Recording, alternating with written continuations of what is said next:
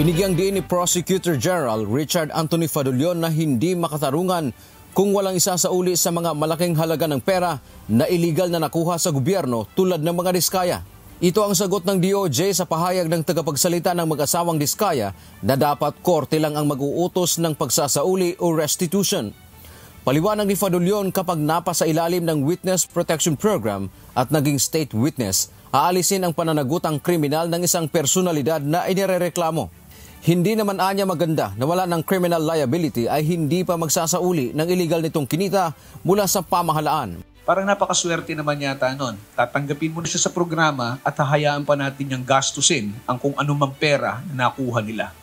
I think it is only right that the people get back whatever they can from those who are responsible in committing the crimes.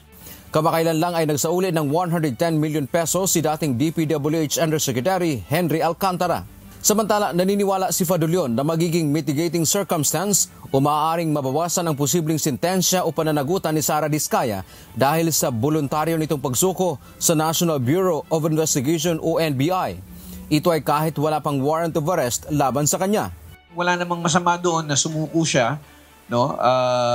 Mas maaga, pinangunahan niya. That would be something that can probably be considered as mitigating as far as liability is concerned. Una nang sinabi ng tagapagsalita ng mga diskaya na nais patunayan ni Sara Diskaya na handa itong harapin ang mga kaso laban sa kanya at susundin ang prosesong legal na ipinatutupad. Pag lumabas na po yung warrant at since nandyan naman lang po siya, ang gagawin na lang po ng NBI, magre-report po within 10 days sa issuing court po na nasa custody po nila si Miss Sara Diskaya. Dante Amento, UNTV, News and Rescue. Diyos ang aming sandigan, serbisyo publiko ang aming pinahahalagahan.